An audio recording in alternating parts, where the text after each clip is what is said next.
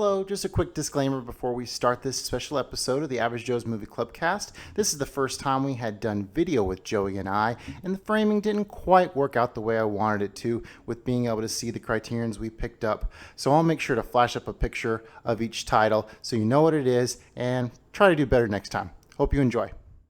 Welcome to the Average Joe's Movie Clubcast. This is Justin. And I'm Joey.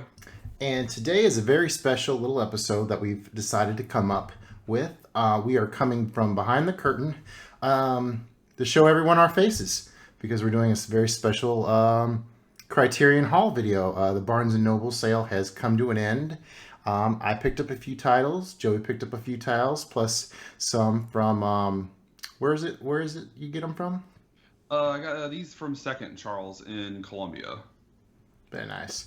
So I'm a big fan of Criterion Hall videos, mostly because I guess whenever I see people come up and say what they picked up, it reminds me of like, oh yeah, I haven't checked out that particular Criterion yet, and it kind of puts it back on my radar. But what's a little different about me is I don't blind buy at all. For me, I go out and I track down copies, whether it be a rental on Amazon or from the library or what have you, of stuff. And I only buy titles that I really enjoy. And ultimately, I kind of want my Criterion collection to kind of reflect who I am as a movie watcher. So that's how I'm a little bit different. What's your philosophy with buying, Joey? I'm very different. I will buy completely blind. Now a lot of times I say completely blind, but like I bought Lady Snowblood, which was my first Criterion, which I think we've talked about on the show before. I had never seen it, but I mean I knew it was like a huge influence on Kill Bill, and Kill Bill is my favorite movie. So like it was blind, but I was pretty sure I would like it. And then I went and bought like Lone Wolf and Cub Collection the second time, and it was another big influence. And so it's like I'll buy usually within the genre that I'm familiar with. Now when I go to like Second Charles, or if I go to like the pawn shop and they're like at the pawn shop where they're like $1 or $3, if it's a Criterion, I'll just buy it. It doesn't even matter because like it's $1 or $3. Yeah. So yeah. Now, I almost broke my rule this month because I saw the Criterion edition of, I think it's called Polyester by John Waters. Let me double check that name. And the reason this title's, like you definitely want to have a physical copy of this title is I think it's pretty new from Criterion, and they came up with a scratch and sniff card to go along with the movie. So yeah, pretty sure it's John Waters Polyester. So I was a little tempted to buy that, but I think I'll check that out probably. Hopefully it'll come on the Criterion channel eventually and before I buy it. So anyway, without further ado, let's get into our collection. You want to start us off, Joey? I think you said you have 14 titles and I have 10.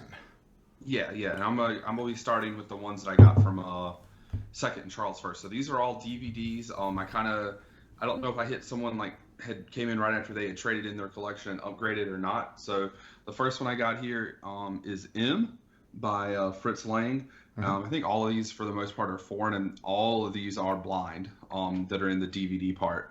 So I don't really know a ton about it. Actually, oddly enough, my roommate has the Blu-ray copy in the house, but I went in, I bought it.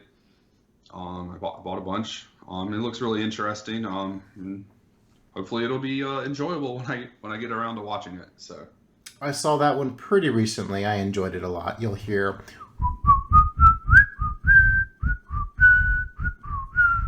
that's one of the main themes in it. So yeah, look forward to hearing what you think about that one.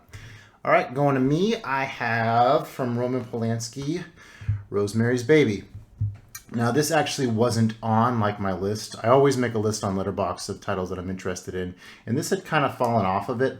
I watched it right before I got on Letterboxd and enjoyed it a lot. It's like I'm really familiar. Like some of my favorite horror movies are like The Exorcist, and this is a much different kind of type of horror. It kind of has a crazy ending at the end. Green's my favorite color, so that green on the cover always really got me. A lot of Criterion folks will talk about like they love the thick booklets, the disc art, the extra features. really, when it comes to me and Criterion's, a great cover, a great movie, and I'm sold. So that's Rosemary's Baby. Definitely check it out. Yeah, I saw that last year. I believe it was. So, next one I picked up was actually one we had been talking about watching on the channel and just haven't yet. And then when I saw it with all the rest of them, which is Wages of Fear. Ooh. My fingers out of the way. So once I saw it sitting there, knew I had to pick it up just to have. And another it's a low number, 36. Mm-hmm. So yeah, it's black and white. It's one we've been wanting to watch. I heard it's really good. I think it's set in, I want to say, like South America. Yep. Sounds right. About these guys driving on the side of a mountain or something of that nature. It sounded really interesting and intense movie to watch. It's also pretty long. They have nitroglycerin in the back of their truck, so they have to be really, really careful so that doesn't blow up. There was actually a remake of that from William Friedkin called Sorcerer. So people got both of those. I really enjoyed Wages of Fear, more so than Sorcerer. I got that for my dad on Blu-ray a few years ago, so I'm looking forward to checking that out again. Oh, nice. Nice. All right. The next one we actually talked about on the show. I finally got Persona. It blew me away when I saw Persona the first time. This was like the third Bergman film I saw. And yeah, it's like one of the artsiest things I'd ever seen, but it just totally swept me in by how like how erotic it was, how artsy it is. It's almost like the sister movie to Fight Club in a lot of ways. I think Fincher got a lot of inspiration for Persona when he crafted Fight Club. But yeah, I don't ever see myself buying the whole Bergman box set, but Persona is one of my favorites, so I had to have that. And this is quite the meaty packaging on this guy. So, Persona. Yeah, and that's was our 5th episode. Yeah, a long time ago. It's almost ready for a rewatch already.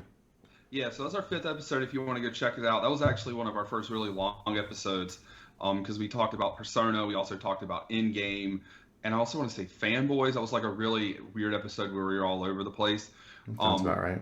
Yeah, so I also have Persona. That's such good packaging. Even if you have Persona and then you get the Bergman box, I mean, the packaging on that is really sweet. So, yep. All right, so my next one, and I'm probably going to butcher this name. It's La Ventura. Yeah, La Ventura. It's another one, again. By Michelangelo Antonioni. It was actually one I was not even really familiar with, but again, like I said, they just had them all there. They had a special, they had a sale, so I just kind of went nuts that day. Let me tell you, brother. So if you like this movie, I will totally be shocked. I will be blown away if you like La Ventura because it is a slow burn. But I am trying to venture out, so that's what we're trying to do here with some of the things and choices that I've that we picked up. So trying to venture out. But like I said, I went in and I had some other stuff picked up, and nope, just pretty much bought nothing but Criterions that day. So nice. Yeah, it's different. If you ever Google the word ennui, that fits well with La Ventura. So I'll leave it at that. All right. I guess I'm up. I wasn't planning to pick this up right away, but as soon as I saw this cover, I just had to have it. This is my favorite Wes Anderson film. This is The Grand Budapest Hotel. Just recently rewatched this a few months ago, and just the beat of the music just really intensifies the pacing throughout. It has a lot of those great Wes Anderson action scenes, especially when they're sledding. Great packaging, like I said. I haven't bought all Wes Anderson's, just a couple of them. I think there are some art cards in here, poster, so some really cool packaging. And I think the commentary has, I've heard Jeff Goldblum is involved with the commentary for this, so I probably will put that in sooner than later to check that out. But that is the Grand Budapest Hotel. One of 3 Wes Andersons I currently have. Been holding off on, let's see, Moonrise Kingdom, Darjeeling Limited, and The other one escapes me, but I definitely have Fantastic Mr. Fox and a couple of the other ones. And Wes Anderson, I got to get you into him one of these days. He did Tenenbaums, right? Yep. Yeah, I actually have that one. It's one of the ones I picked up for $1 randomly. I haven't watched it yet, but I have it. So, all right, I'll go again. Another one that's just random. The Leopard. Again, don't really. It was another one. Just bought it blind. Don't know anything about it. I'm doing real good on my side of explaining why I bought these movies. I bought them again because they're on sale, and they gave me. I'm into these things that have numbers on them, and so I needed the numbers. Yeah. So yeah. Spine number. I wouldn't say owning spine numbers is a big thing for me, but I love logging spine numbers. If you ever go on my Letterboxd reviews, I always have that spine number up there at the top. Yeah. I stole that from you. So I'm not gonna lie. I definitely stole that from you. So. Which is kind of funny because I mean I think I've logged about 360 criterions and got a long way to go. Man, I honestly would have thought it would have been much higher than that for you. And that's even including the Laserdisc. I've logged about 360 criterions. Let's see here. What was I going to say? Oh, but that's kind of tweaked my movie interests lately because like the AFI list, I only have like 10 or so to go before I've completed that list. And then like I just made a Letterboxd list of like all the best picture winners that I want to see. And I think there was like 20 on there. So those are much shorter lists. It's not quite as daunting as the 700 criterions I have yet to watch, but I digress. All right. My next title is Inside Llewyn Davis. This is a film from the Coen brothers. I actually started this on an airplane, and yeah, it has some great folk music in it. It stars the guy from Star Wars, Oscar Isaac. Really okay, I was about to say that really narrows it down. There's a lot of Star Wars characters. Yeah, I wasn't sure what to think about this movie at first, but then it kind of clicked in that it was kind of this whole like Sisyphean myth to where this guy is kind of stuck in the same pattern. There's a nice cat in this one. I think there was a subway. But yeah, I'm looking forward to checking out Llewyn Davis again. Really enjoyed my first watch of this one. The Coens are great. I wish I had more in the collection, especially my favorite film from them, Fargo. Yes, I would have. Yes, would have bought that. Shout Factory has Fargo currently, so I have that copy. It's a steelbook. It's nice. Yes, I just have a standard copy of Fargo. You said the word steelbook. I'm not a steelbook whore. Okay. I don't need that hurricane to come and hit me any harder than it might already. All right. So the next one, we're gonna bring up. He's already been up here one time tonight, Mr. Bergman. Smiles a Summer Night. Oh wow. Yep, it was already in the house because we do have the Bergman set in this house, so it was already in the house. But you know, hey, what you gonna do? Again, just to add to my collection, and like I said, I was buying everything. I literally hit the foreign shelf and just took them all. So it's an interesting looking cover, and it's Bergman. So now I have two Bergmans myself to go with my copy of Persona that I bought last year. Yeah. So. A show I really enjoy, or a podcast I follow a lot. They just reviewed that, the Criterion Creeps. So check them out on YouTube. Yeah, they had some interesting thoughts on that one. They didn't quite the Swedish humor wasn't quite their thing. So. All right. So the next one for me is another one. So it's actually a documentary. So this one's Hoop Dreams. So I mean, any kid growing up, and it's the same thing. I got it at the barn sale. Not the barn sale, the second Charles sale. But any kid growing up in the 90s, you see the thing that looks like a Michael Jordan jersey, and you're automatically just like, okay, I gotta have this. I'm actually really looking forward to reading it. And then I read the back, and it's about two kids trying to become basketball players, and so it really reminded me of throwing back to I think our second or third episode with He Got Game. Yep. So it kind of reminded me of that movie as well. And I'm gonna throw this is my last one. My last one that I got from Second Charles was Heaven Can Wait. So you get a lot of cover. Yeah, a lot of real pretty colors on the cover and everything as well. So really looking like all of those. I have no idea really about any of them. So really looking forward to cracking into them at some point, and getting into them. And then I'm gonna do one more and kick it back to you. I'm gonna actually kick into the stuff that I bought intentionally.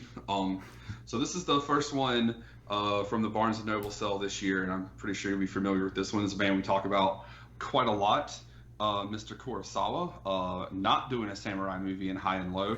So I watched this earlier this year. It's like in my top 5 or so movies for this year. So all black and white except for one puff of color. It was so great. The man's a phenomenal filmmaker. I'm trying to get more and more of his movies. And so I think pretty much at least every time I do the sale, I'm going to buy at least one, if not more. So, and this was the one I picked because I freaking fell in love with this movie. So, if you haven't seen it, I just highly, highly recommend this movie because it's the dream team. It's Kurosawa and Toshiro Mifune. Yeah, Mifune. Yeah, it's the dream team. The original Ransom. From what I've Right? heard, I've never seen Mel Gibson's Ransom, but Yeah, I haven't either, but like that's, from my understanding, that's basically what that is. Yeah. So, I'm up. what you got for us? Yeah. Okay. So next, had this on the list for a long time. It is The Graduate from Mike Nichols.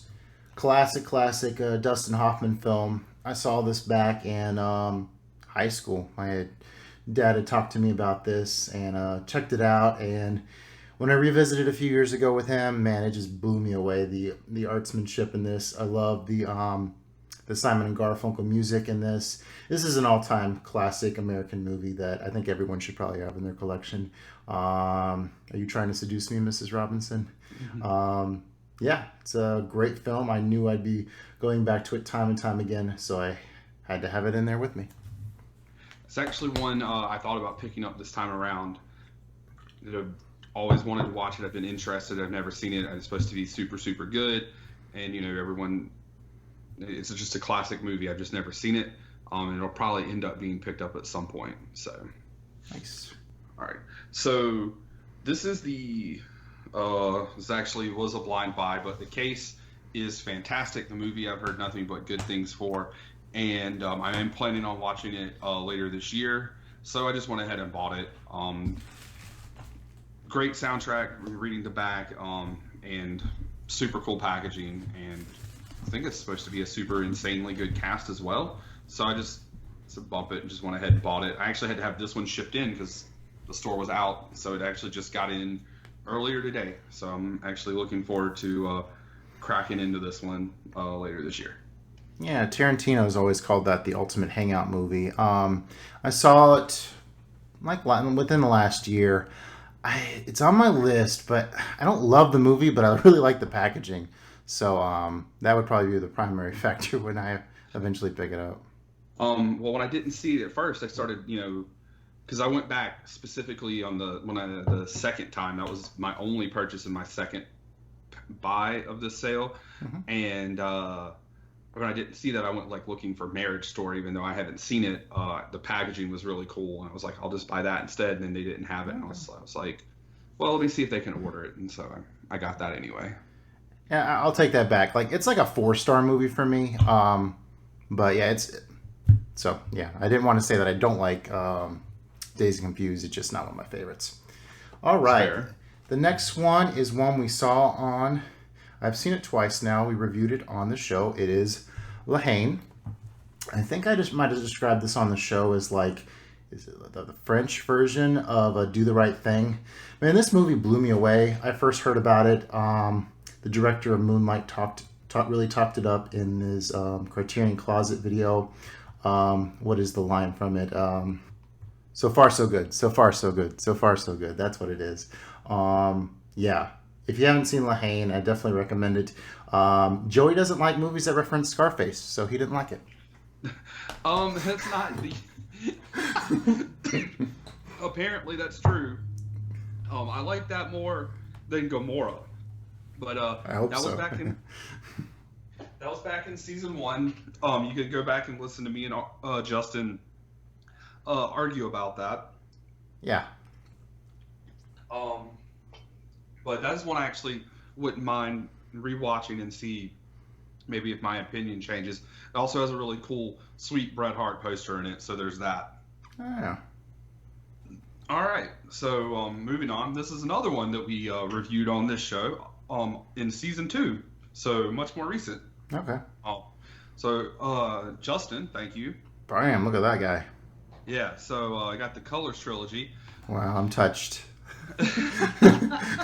Yeah, look, you actually. I recommended an artsy European film, and you bought it.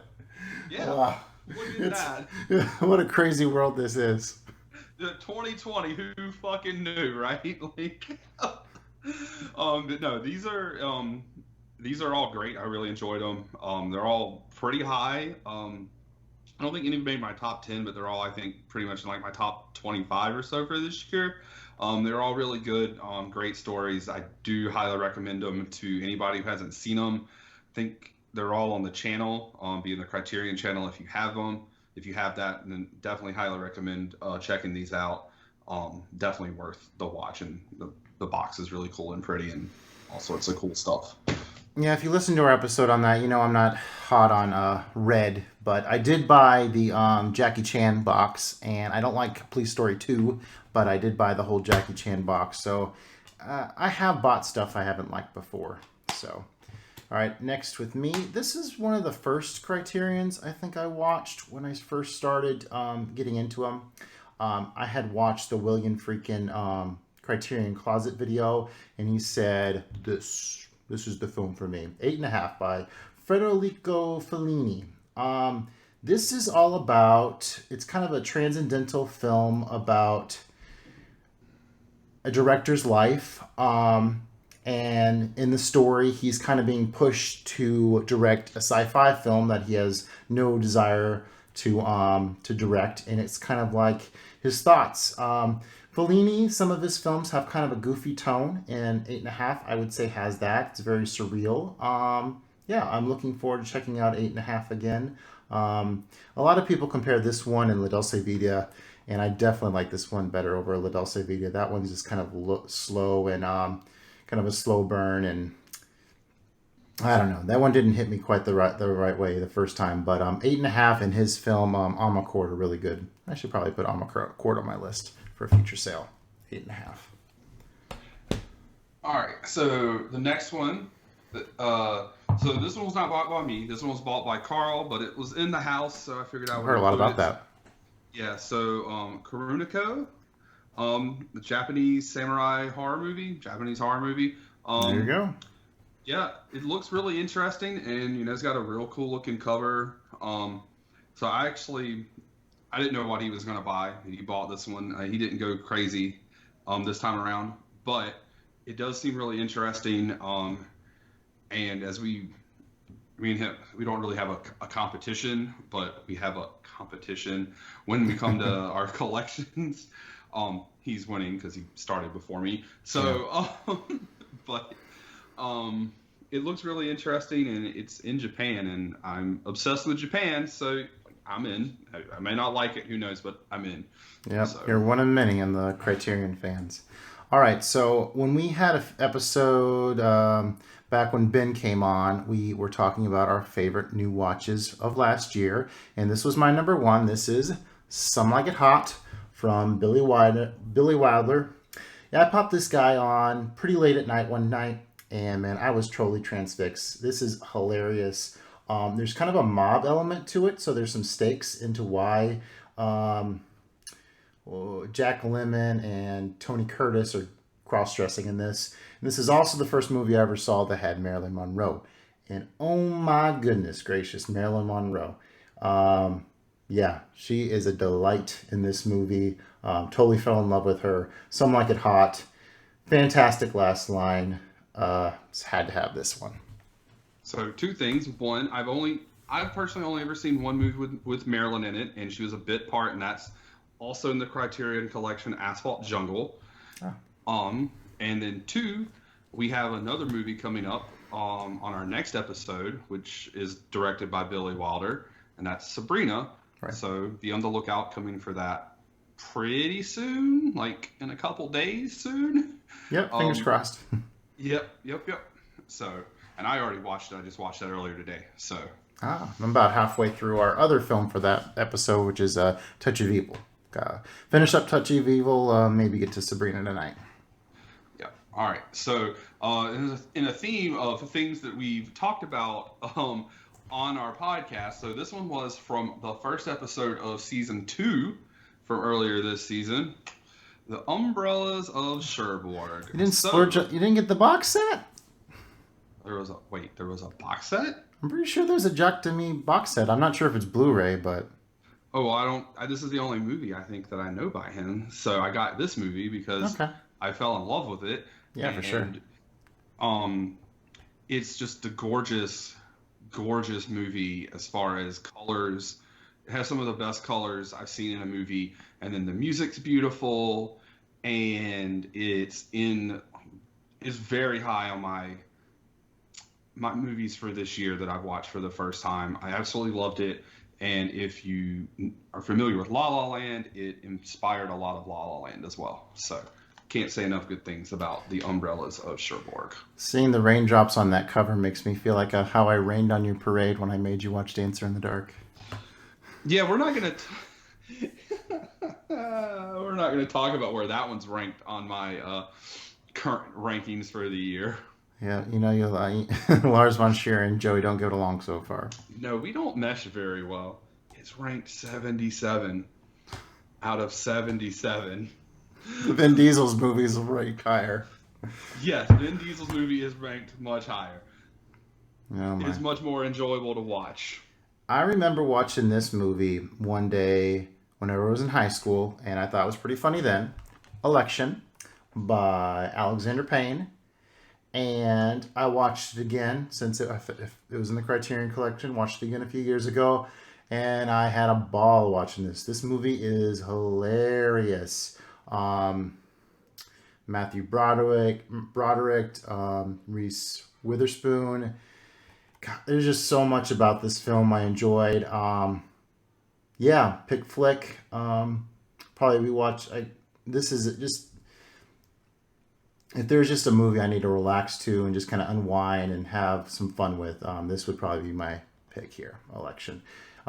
Need to watch more Alexander Payne's work. I've only seen a couple of them. There's a few I still need to see, but everything I've seen from him, I've been very impressed by. Big flick. Yeah, I remember seeing that in high school. I want to say maybe she was coming off of Cruel Intentions or something, and I was just like, oh, it's Reese Witherspoon. I'll watch this movie, and it being completely different than what I was expecting, and just thinking that it was still great. And I've never seen it since then, and now it's in the collection, so it's in my list of things to pick up. Maybe in November, we'll see. So, all right. So the next one is this was Carl's other pickup. So This is Come and See. So I know a lot of people are picking that up because it's one of the newer ones. You stole my thunder. All right. So we're having a come and see. All right. Continue, and then I'll finish her off. Well, you can. You probably know a little bit more about it because I really don't know. It was the other one put in the house, and so I brought it. I'll let you take it away. And okay. So this is a Russian World War II movie. I saw this a couple years ago, and I was pretty blown away. But man, and in my Letterboxd review back then, I was just like, please, Criterion, give us a Blu-ray transfer, high definition transfer of this guy, and they did, and it looks immaculate. Devastating war film about the loss of innocence for a child dealing with the Nazis, just total rampage of violence.